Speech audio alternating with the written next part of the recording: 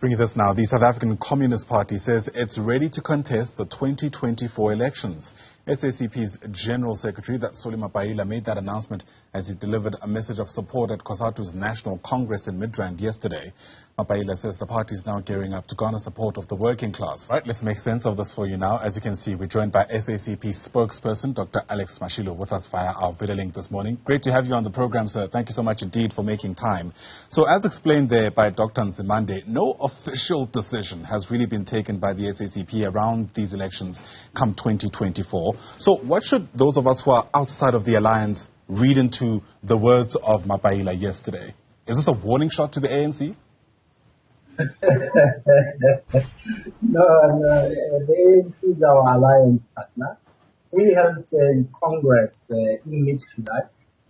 That Congress said that when we convene our next augmented Central Committee meeting, we should finalize the issue of the reconfiguration of the alliance.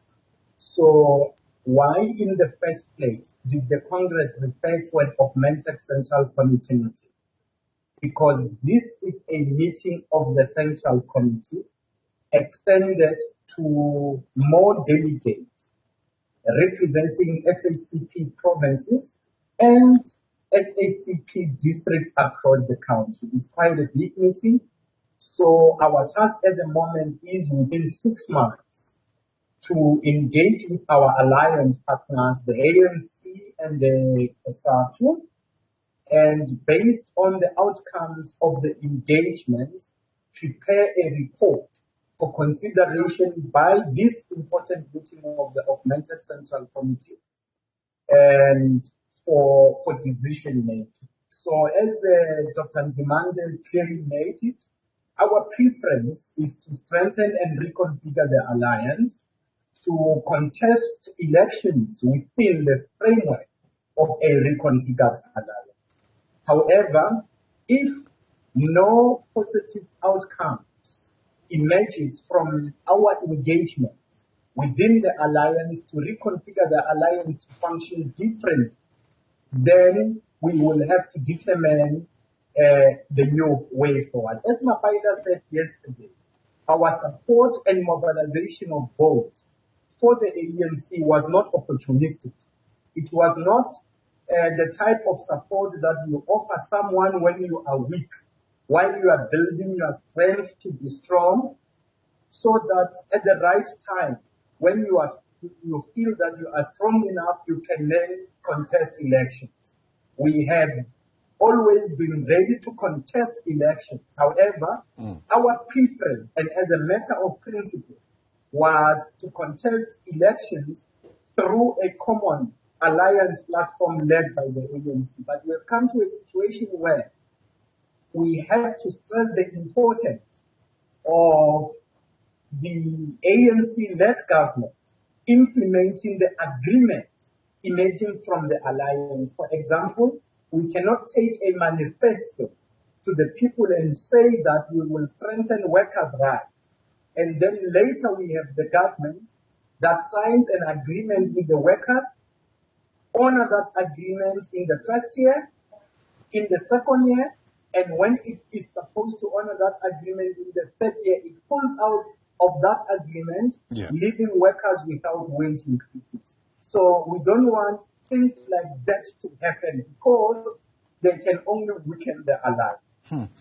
So the possible scenarios and their permutations are really quite interesting. A point that's already been made on this platform is that we are most certainly, some might say, entering the era of coalition governments because the ANC has gradually lost support over the years, and there's prediction that it'll continue to do that such that they're not the majority party, certainly nowhere near the 60%, 65% of the electoral outcomes that we used to see.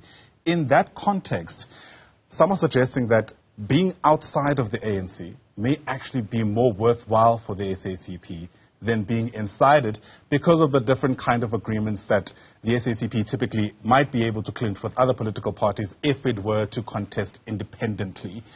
Does that narrative sound convincing enough for the SACP, you reckon, to leave the alliance if at all these kind of discussions don't go your way? Yeah, as I said, our support for the ANC is not opportunistic. There are two terms on which our support is built. Firstly, the SACP is in alliance with the ANC. Secondly, SACP members in their own right are ANC members. Thirdly, if I may just emphasize the point I made earlier on, it is better to be united and to fight a unifying battle where you can increase your support than to be divided. However, if we come to a situation where the basis for our unity, which is a program, remember that we are not in alliance because we are friends. We are in alliance because there is a common program that brings us together in the alliance.